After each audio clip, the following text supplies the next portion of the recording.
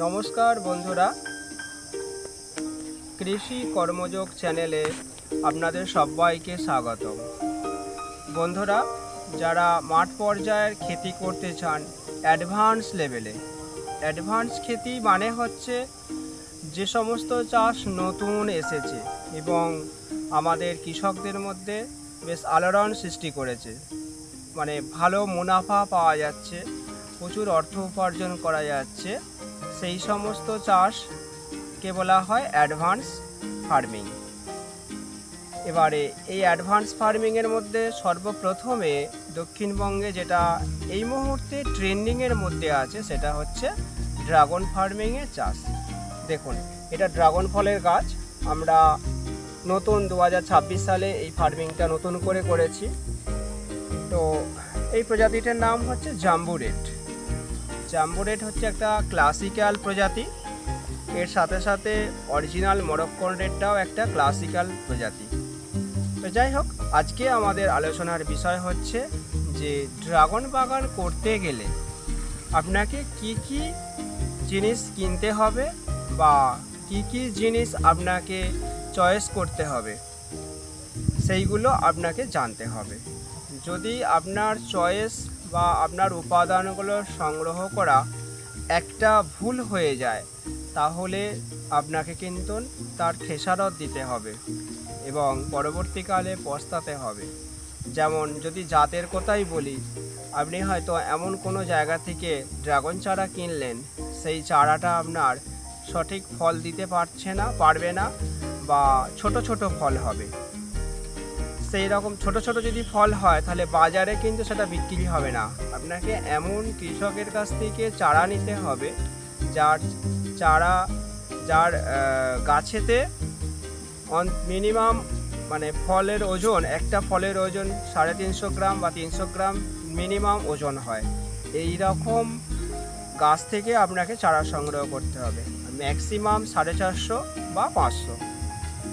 তো যাই হোক, আমি ওই দিকটা যাব না।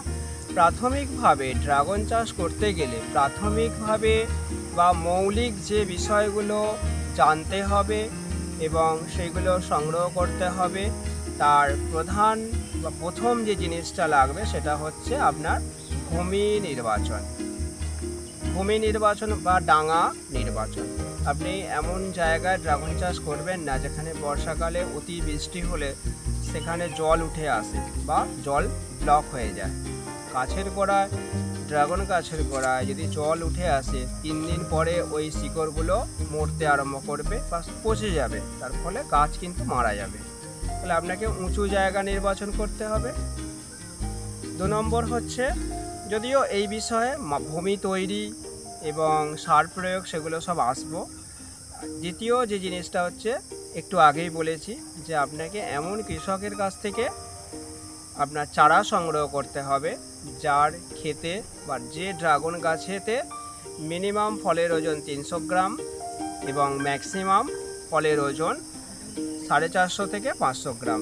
ঠিক এই দুই ওজনের মধ্যেখানে যে ফলগুলো হয়, মানে যে গাছে ফল হয়, সেই রকম গাছ থেকে আপনাকে চারা সংগ্রহ করতে হবে।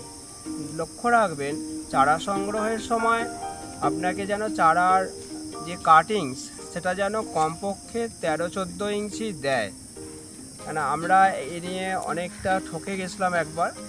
আমাদেরকে 6-7 ইঞ্চি চারা দিয়েছিল, তার ফলে 1 বছর পিছিয়ে গেছিলো স্বাভাবিকের তুলনায়। ম্যাচিওর গাছ থেকে যদি আপনি চারা সংগ্রহ করেন আর 14 ইঞ্চি যদি আপনি কাটিংস পান, তাহলে আপনার 1 বছরের আগেই আপনার ফল চলে আসবে। তাহলে দ্বিতীয় পয়েন্ট হলো চারা সংগ্রহ। তৃতীয় যে বিষয়টা সেটা হচ্ছে পিলার তৈরি। বাজার চলতি যে সমস্ত পিলার আছে সেই সমস্ত পিলার দিয়ে ড্রাগন চাষ করলে পরবর্তীকালে বিপদের সম্মুখীন হতে পারেন। কারণ এই মুহূর্তে আমরা দেখলাম কয়েক বছর আগেই আমফান নামক বিধ্বংসী ঝড়ের তাণ্ডব। এমনকি এমনি জোরে কালবৈশাখী ঝড় হলেও সেক্ষেত্রে বাজার চলতি পিলার আপনার প্রচণ্ড পাষাণবাহী যে ড্রাগন গাছকে জাগিয়ে রাখতে পারবে না, মানে সহ্য করতে পারবে না, সেখানে পিলার ক্র্যাশ করতে পারে। তাই পিলার আপনাকে তিনটি বা চারটি রড দিয়ে নিজেকে বাড়িতে বানাতে হবে। সেই পিলার কিভাবে বানাবেন সেটা আমরা দেখাবো ভিডিওতে। 4 নম্বর হচ্ছে আপনার ডিজাইন। আপনার ভূমিটা কীরকম, আয়তাকার না বর্গাকার? তো আয়তাকার হলে সেটাও একটা ব্যাপার, তার একটা মাপ আছে।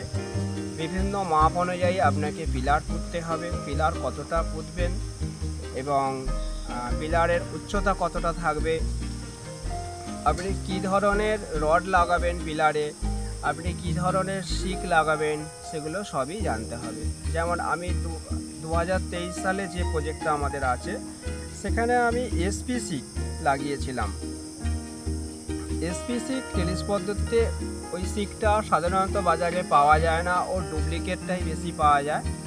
সেই লিফটের যে তার হয় না, লিফটের তারের প্রায় সমকক্ষ কাছাকাছি একটা তার পাওয়া যায়, তার নাম হচ্ছে এসপি শিক। তো খুবই দুর্লভ, অতি দুর্লভ জিনিস আমি পেয়েছিলাম। ওই তারগুলো প্রায় 14 বছর থেকে 18 বছর পর্যন্ত টিকে, কোনো অসুবিধেই হয় না। 18 বছর পরে ওই তারগুলোর জীবন শেষ হতে পারে। তাহলে আপনার ড্রাগন বাগান যদি 18 বছর রাখতে পারেন, তাতে করে আপনি 15 বছর রাখলেই যথেষ্ট। তো বর্তমানে যে সমস্ত জিআই তার পাওয়া যায়, এই তার দিয়ে কিন্তু হবে না বা চলবে না ড্রাগন বাগান। তো তাহলে তার নির্বাচন, আপনি কী ধরনের রড লাগাবেন সেটাও আমরা ভিডিওতে দেখাবো। মৌলিক বিষয়গুলো আরেকবার দেখে নিন। ভূমি নির্বাচন, ভূমি তৈরি, জাত নির্বাচন, সঠিক কাটিং সংগ্রহ করা, সঠিক পিলার তৈরি করা এবং সঠিক ডিজাইন বা সঠিক মাপে আপনাকে পিলার পুঁতে ঠিক সমান্তরালভাবে সজ্জিত করা। তারপরে আসছে আপনার চারা রোপণ। চারা কিভাবে আপনি সংগ্রহ করে নিয়ে আসবেন, চারা কিভাবে শোধন করবেন। সাধারণত যার কাছ থেকে কিনবেন চারা, সেই আপনাকে শোধন করে চারা দেবে এবং তারাই বলে দেবে। যদি কৃষক প্রকৃত অরিজিনাল হয়ে থাকে, সে আপনাকে অবশ্যই গাইড করে দেবে। সুতরাং এমন কৃষকের সান্নিধ্য খুঁজুন বা এমন কৃষককে খুঁজুন যার মধ্যে ভালো রকম মানবিকতা আছে। অর্থাৎ কেউ সে চারা দিল, তারপরে ভুলে গেল, টাকা নেওয়া হয়ে গেল, এই রকম ব্যাপারটা না হয়। চারা দেবে, আপনার পাশে যেন থাকে, আপনার গাছের কী প্রবলেম হচ্ছে, ডিজাইন থেকে শুরু করে সবই আপনাকে গাইড করে কিছু হলেও সাহায্য করে দেখিয়ে দেবে। পরবর্তীকালে যে পরিচর্যা আছে, অর্থাৎ ট্রিটমেন্ট, এখানে কি কি সমস্যা হয়, রোগ বালাই, সেগুলোও সে গাইড করে দেবে এবং সমাধান দেবে।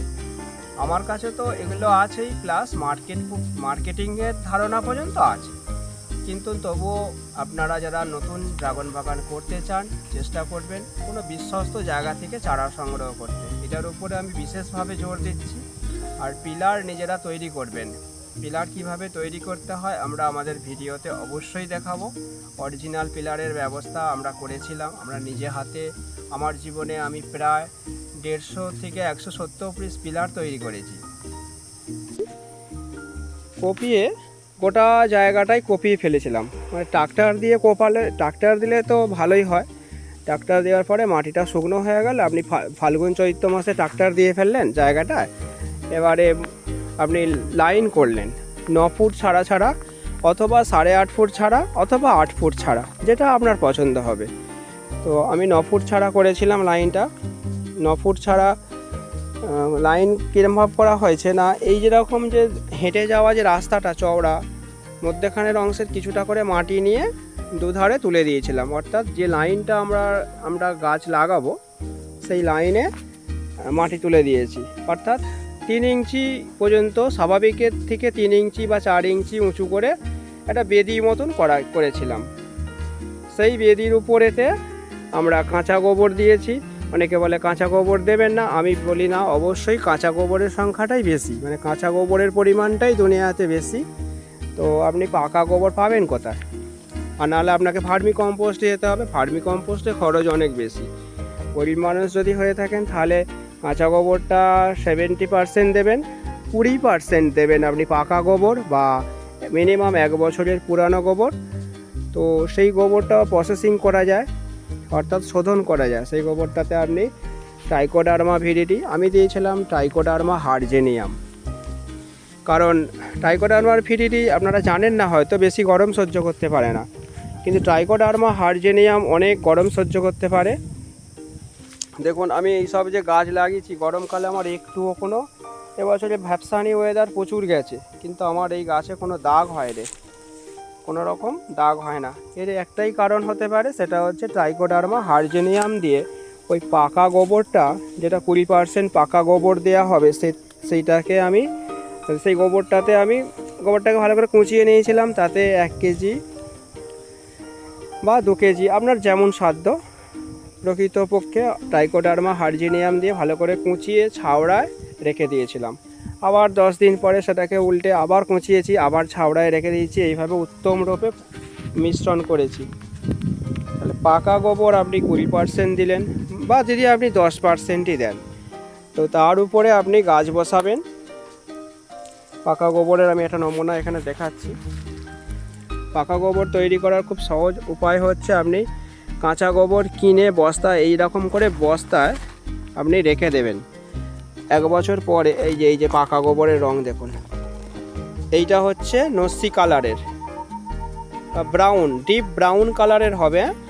দেখুন এইটা হচ্ছে আমি হাত দিয়ে চিপে পুরো আমি গুঁড়ো করে ফেললাম, কিন্তু আমার হাতে কিন্তু লেগে নেই। কাঁচা গোবর হলে হাতে লেগে থাকতো, তো হাতে লেগে নেই, কিন্তু জিনিসটা আমার গুঁড়ো হয়ে গেছে। আমি আরও দেখাচ্ছি, দেখুন নিচে থেকে ওপরটা তো সাদা হয়ে শুকনো হয়ে গেছে, উপরের অংশটা নেবেন না। দেখুন আমি আরও তুলেছি নিচে থেকে, বস্তাগুলো ফেটে ফেটে ওতে লেগে যাচ্ছে। আমি এটা চিপে গুঁড়ো করে ফেললাম। দেখুন এইটা হচ্ছে, আপনাকে আমি দেখাচ্ছি একদম ক্লোজ, এটা হচ্ছে পাকা গোবর, মানে 1.5 বছরের পুরানো গোবর। এই গোবরের উপরে গাছ বসালে গাছের কোনো ক্ষতি হয় না, ঠিক আছে। এবারে আপনি এই গোবরটা 20% দেবেন, তাহলে আপনার 70% নিচে বেসমেন্টে থাকবে, 70% থেকে 75% পাকা কাঁচা গোবর। আপনি 15% বা 20% আপনি এরকম পাকা গোবর দেবেন, যেটা ট্রাইকোডার্মা হার্জেনিয়াম দিয়ে মিশ্রিত করা থাকবে, এবং ট্রাইকোডার্মা হার্জেনিয়াম যেন সেটা মাল্টিপ্লাই হয়। তারপরে গাছ বসালেন। এখানে আমরা গাছ বসিয়েছিলাম, তো বন্য প্রাণী, শুয়োর জাতীয় প্রাণীরা এসে সব এরা ওই কেঁচো খাবে বলে, দেখুন এই গাছটা উবড়ে গেছে, কেঁচো খাবে বলে এই গাছটার পজিশান ছিল এইখানে। এই যে সেই পাকা গোবর মাটির সাথে মিশে, হ্যাঁ, যদি একটু রোদেতে বসে গেছে, তো যাই হোক, বর্ষাকালে আবার হয়ে যাবে। গাছ বসানোর পরে আপনি গাছটা কি করবেন, এরকমভাবে পেকাটিতে বাঁধবেন। দেখুন আমি একটা নমুনা দেখাচ্ছি, এখানে গাছ বসিয়েছিলাম, গাছটা আমি পেকাটিতে বা কোনো শক্ত অবলম্বনে বেঁধেছিলাম। তারপরে তো এই শাখাটা বেরিয়েছে, বড় হয়েছে, উঠছে, কিন্তু ওটা তো প্রশ্ন নয়। প্রথমে তো আপনার শাখা থাকবে না, বা চারা থাকে না, অনেকেরই থাকে না, আর অনেকের থাকে, ছোট ছোট ফিঁচকি বেরোয়। তো যাই হোক, আপনি এই গাছটা লাগালেন পেকাটির পাশে গাছটা লাগাবার পরে আমি বাঁধন দিয়ে বেঁধে দিয়েছি। আমাদের বড় চাষিদের কাছে এটা জুন নামে পরিচিত, যে জুন দিয়ে পান গাছ বাঁধা হয়, তো আমি বেঁধেছি। তো এবার গোড়াতে যেটা দেওয়া হয়, গাছ রোপণ করার পরে গোড়াতে কিন্তু কোনো মতেই আপনি আর অন্য কিছু দেবেন না, কেবলমাত্র ভার্মি কম্পোস্ট দেবেন। কমুটো করে একটা গাছ প্রতি 4 মুঠো করে, হ্যাঁ, 2 হাত চোল করে যদি দেন, তাহলে 1 চোল বা 2 চোল দিলেই হবে। কিন্তু যদি আপনি এরকম হাতে করে মুঠো করে নেন, তাহলে 4 মুঠো করে আপনি একটা গাছের গোড়া ভার্মি কম্পোস্ট দেবেন। অবশ্যই দেবেন, 5 মুঠো দিলে আরও ভালো। দিয়ে আপনি ঝাড়ি করে হালকা সিঞ্চন করবেন, অল্প সিঞ্চন করবেন। ভার্মি কম্পোস্টে সাধারণত 15% রস থাকে। তার উপরে আপনি যেদিন গাছ বসালেন সেদিনে যদি আপনার শিকড় ছেঁড়া গাছ হয়, তাহলে শিকড় নিয়েছিল, তাহলে আপনি সেই দিনেই একটু জল দেবেন, তার পরের দিনেও জল দেবেন। এরকম 3 দিন 4 দিন অল্প অল্প জল দেবেন, হালকা করে জল দেওয়ার পরে সাধারণত 1 সপ্তাহ পরে আপনার নতুন শিকড় বেরিয়ে যায়। তারপরেও আপনাকে খেয়াল রাখতে হবে, তখন আর রোজ প্রত্যেক দিন জল দেবেন না, প্রত্যেক দিন জল দেওয়াটা ঠিক নয়। আপনি পরিস্থিতি দেখবেন, ওখানটা আঙুল দিয়ে দেখবেন, যদি দেখেন যে 20% রস আছে তাহলে, বা 15% রস আছে, তাহলে আর জল দেওয়ার দরকার নেই। আর যদি দেখেন যে শুকনো হয়ে গেছে গোড়াটা, তাহলে অবশ্যই আপনাকে জল দিতে হবে।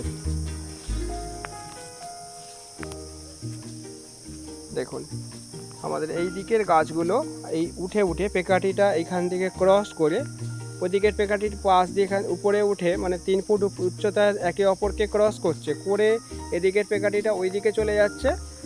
আর ওই যে সাদা পেকাটিটা ওদিক চলে গেছে, ওটা কিন্তু ছিল এই দিকে ছিল। আর আপনার ওই দিকের যে পেকাটিটা কালো মতন যেটা দেখতে লাগছে, দেখুন ওটার আমি পাশ দিয়ে দেখাচ্ছি, বা দুটো পাশাপাশি দেখানোর চেষ্টা করছি। দুটো পাশাপাশি, ওদিকে একটা পেকাটি, এদিকে একটা পেকাটি, মধ্যেখান দিয়ে তার গেছে। তার মানে এটা মোটা একটা সুতো, শক্ত সুতো, প্যারাশুটের সুতো। এই 3 ফুট উচ্চতায় একে অপরকে ক্রস করে এদিকের পেকাটি ওদিকে চলে যাচ্ছে, আর ওদিকের পেকাটি এদিকে চলে আসছে। এসে আবার একটা তার আছে, প্যারাশুটের তার নয়, প্যারাশুটের দড়ি। এইখানটা আপনাদেরকে বোঝানোর চেষ্টা করছি। দেখুন ওর পরেরটাও আমি ছবিতে দেখানোর চেষ্টা করছি। আবার কাছেরটা দেখানোর চেষ্টা করছি। তো এইভাবে আমি যতটা পেরেছি দেখানোর চেষ্টা করছি। দেখুন ক্রসিংটা। আর এই যে মোটা প্যারাশুটে যে তারটা, দড়িটা গেছে, এটা আপনারা দেখুন প্রত্যেকটা পিলারের পাশ দিয়ে, এদিক দিয়ে একটা গেছে আর ওদিক দিয়ে গেছে একটা। আর বাঁধনটা দেখতে পাচ্ছেন, এটা বাঁধা হয়েছে। আর আপনার নিচে আবার একটা তার, প্যারাশুটের দড়ি গেছে নিচে, মানে 1.5 ফুট উচ্চতা দিয়ে একটা দড়ি যাবে। 1.5 ফুটের একটু বেশি আছে, আমি একটু উঁচু করেই রেখেছিলাম। আপনারা 1.5 ফুট উচ্চতা বা 20 ইঞ্চি উচ্চতায়, মানে গোড়া থেকে, পিলারের গোড়া থেকে আপনি 20 ইঞ্চি উচ্চতায় প্যারাশুটের দড়ি পাঠাবেন, একদম সেই মানে এক প্রান্ত থেকে আরেক প্রান্তে। এই সাইড দিয়ে একটা পাঠাবেন আর ওই সাইড দিয়ে একটা পাঠাবেন, ঠিক আছে? আর আপনি 3.5 ফুট বা 3 ফুট উচ্চতা আর একটা পাঠাবেন।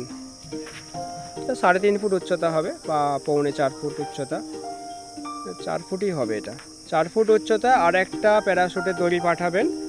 দেখুন দড়িটা কিভাবে গেছে, আমি আপনাকে লাইন ধরে দেখাচ্ছি। এই পিলারের পাশ দিয়ে গেছে, আমরা বেঁধেছি ওই রকম দড়ি দিয়েই বেঁধেছি। রোদ জলকে রঙটা ফ্যাকাশে মেরে গেছে, ওটা শেষ প্রান্ত। আচ্ছা আমি ক্যামেরাটা ঘুরিয়ে আপনাদের দেখাচ্ছি। দেখুন এইটা একদম রেল লাইনের মতন চলে গেছে, এই দেখাচ্ছি, এর পাশ দিয়ে চলে গেছে, এইভাবে যাচ্ছে দড়িটা একদম সেই মাথা অবধি চলে গেছে। আমার এটা 15খানা পিলার আছে, 7 ফুট ছাড়া পিলার, বুঝতে পারছেন তাহলে কতটা লম্বা লাইন। তো এইভাবে তাহলে মোট 4টে দড়ি যাবে পিলারের এদিক, দুটোই পাশ দিয়ে দুটি করে, মোট 4টি দড়ি যাবে। আর ওই দড়িগুলোতেই এগুলো আপনার বাঁধা হবে। দেখুন আমি ওই ফোর দিয়ে দেখাচ্ছি ব্যাপারটাকে।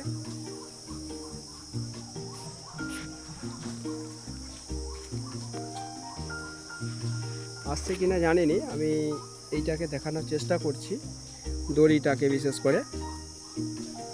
তো যাই হোক, আপনারা যেখান থেকে চারা সংগ্রহ করবেন তাদের কাছ থেকেও এইসব তথ্যগুলো আশা করি পেয়ে যাবেন, ঠিক আছে? আমি চেষ্টা করছি দেখানোর। এই দুটো প্যারাশুটের দড়ি উপর দিয়ে গেছে 4 ফুট উচ্চতা, আর 1.5 ফুট বা 1.25 ফুট উচ্চতা দিয়ে আর দুটো দড়ি গেছে প্যারাশুটের দড়ি। এই দড়িগুলোতেই হচ্ছে প্যাকাটিং, বা আপনি বাঁশের চটা যদি দেন, কঞ্চি যদি দেন, সরল কঞ্চি পাওয়া যায় না অত, তো আপনি পিচের মানে খড়ি কাঠির যদি আপনি প্যাকাটি দেন সেটাও দিতে পারেন। আমি প্যাকাটি দিয়েছি কারণ প্যাকাটিটা বেশি বায়োটিক, খুবই বায়োটিক, এতে ভালো কামড়টা ধরে। ওরা তো শিকড় ধরবে, কিন্তু শিকড় নিয়ে নিয়েছে, দেখতে পাচ্ছেন, আমি শিকড়টা দেখাচ্ছি, শিকড় নিয়ে নিয়েছে। শিকড়টা ধরে ওরা ওই দিকের যে গাছটা আছে, ওই দিকের গাছটা এই দিকে আসবে, দেখতে পাচ্ছেন এই পেকাটিটা ওই দিক থেকে এসে এই দিকে এসছে, এসে এইখানে এবার এইরকম একটা লেয়ারের জায়গা দিয়ে আমাদের ফাইনাল যে শিক পাঠাবো আমরা এসপি শিক, বা এখন তো অ্যাগ্রোসিয়ার কালো প্লাস্টিক তার উঠেছে অ্যাগ্রোসিয়া কোম্পানির। তো আমি এখনও ট্রাই করিনি, ইচ্ছা আছে কলকাতা থেকে আনার। ওই তারটাও আমি ব্যবহার করতে পারি, শুনেছি নাকি তারটা 12 বছর পর্যন্ত নাকি চলে। তো দেখছি, এখনও ফাইনাল করতে পারিনি। তাহলে বন্ধুরা, আপনারা প্রাথমিকভাবে কিছু জানতে পারলেন, সেই জানাটাকেই আরও আমি পরিষ্কার করে বলার চেষ্টা করছি পয়েন্ট ওয়াইজ। প্রথম পয়েন্ট হচ্ছে স্থান নির্বাচন বা ভূমি নির্বাচন বা ডাঙা নির্বাচন। আপনি এমন একটি জায়গা নির্বাচন করবেন যেখানে বর্ষাকালে সর্বাধিক বৃষ্টি হলে 10 বছরের রেকর্ড আপনি করবেন। সেখানে জলস্তর কতটা পরিমাণে ওঠে, জলস্তর যেখানে পর্যন্ত থাকে তার থেকে যেন আপনার ডাঙাটি বা ভূমিটি 6 ইঞ্চি বা 10 ইঞ্চি উঁচু হয়। এবারে সেখানে আপনি ট্রাক্টর দিয়ে বা মাটিটা গোটা স্থানটি মাটি কেটে মাটিটাকে ভালো করে শুকনো করে নেবেন। সেই মাটি আবার রাস্তার মাটিটা কেটে আপনি 6 ইঞ্চি উঁচু করে লম্বালম্বি ফেলবেন, অর্থাৎ বেদি করবেন। 2 নম্বর পয়েন্ট হচ্ছে অরিজিনাল পিলার তৈরি, নিজের হাতে এটা বানাতে হবে। অরিজিনাল পিলার তৈরির ভিডিও আমরা পরে দিয়ে দেবো। 3 নম্বর পয়েন্ট হচ্ছে ড্রাগন চারার জাত নির্বাচন। এমন কৃষককে আপনাকে খুঁজতে হবে যার বাগানে ড্রাগন গাছে যে সমস্ত ড্রাগন ফলে সেই ড্রাগন যেন সুস্বাদু খেতে হয়, লাল রঙের অথবা পিঙ্ক কালারের হতে হবে।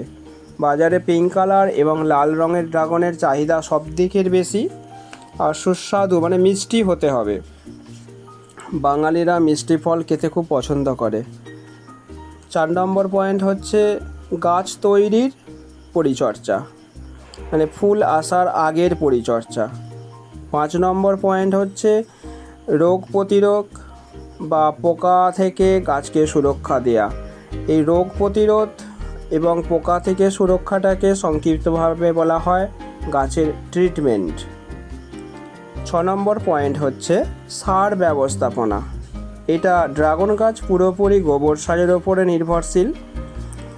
আপনাকে 1 বছর আগে থেকে বা 1.5 বছর আগে থেকে দেশি গরুর গোবর সঞ্চয় করে রাখতে হবে। 7 নম্বর পয়েন্ট হচ্ছে আপনার ফসল সুরক্ষা।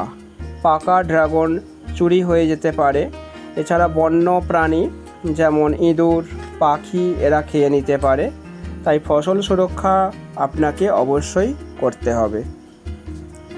তার পরবর্তী পয়েন্ট হচ্ছে ফুল আসলে তার গোড়ায় কী ধরনের খাবার দেবেন, বিশেষ করে অনুখাদ্য এবং পটাশ জাতীয় খাবারকে সারদা করে প্রয়োগ করতে হয়। এবারে এই যে রাসায়নিক সার আপনি কিভাবে সারদা বানাবেন এবং সেটা কিভাবে জৈবতে রূপান্তরিত হয় সেটা আমরা একটা ভিডিওতে দেখাবো। তার পরবর্তী পয়েন্ট, আপনার ড্রাগন বাগানের লাইন যদি পূর্ব থেকে পশ্চিম দিকে লম্বালম্বি হয় তাহলে বাগানের উত্তর সাইডে এবং দক্ষিণ সাইডে দেশি প্রজাতির সুপারি গাছ লাগাতে হবে। অনুরূপভাবে বলতে পারি, আপনার ড্রাগনের লাইন যদি উত্তর দিক থেকে দক্ষিণ দিকে লম্বালম্বি হয় তাহলে আপনার বাগানের পূর্ব সাইডে এবং পশ্চিম সাইডে সুপারির গাছের লাইন তৈরি করতে হবে। দেশি প্রজাতির সুপারি গাছ লাগালে আপনার 4 বছর বা 5 বছর পরে ওই সুপারি গাছগুলো বড় হয়ে গেলে ওর উপর দিয়ে ড্রাগন লাইনের উপর দিয়ে আড়াআড়িভাবে আপনাকে প্যারাশুটের সুতো বাঁধতে হবে টান করে। তার উপরে কিভাবে সেট নেট ব্যবহার করতে হয় সেটা আমরা ছবিতে অবশ্যই দেখাবো। তার পরবর্তী পয়েন্ট, আপনাকে আপনার এলাকায় যদি কোনো ড্রাগন বাগান না থাকে তাহলে আপনি জগন্নাথ গার্ডেনে আসতে পারেন। আমাদের ঠিকানা ডেসক্রিপশান বক্সে দেওয়া আছে। শনিবার এবং রবিবারের দিন এই জায়গা দেখে নিতে পারেন। জগন্নাথ গার্ডেন পরিদর্শন করতে পারবেন শনিবার এবং রবিবারে। ওই দিনগুলো আমাদের ফ্রি দিন। শেষ পয়েন্ট যেটা সবার থেকে গুরুত্বপূর্ণ বা যেটা লক্ষ্মী আগমনের পয়েন্ট, সেটা হলো মার্কেটিং বা সেলিং। আপনি কিভাবে ড্রাগন ফল বিক্রি করবেন, আপনাকে অনেক মানুষকে বোঝাতে হবে এই ফলের উপকারিতা কী। তো এই ফলের অ্যাকচুয়ালি উপকারিতা আমরা ভিডিওতে প্রকাশ করব।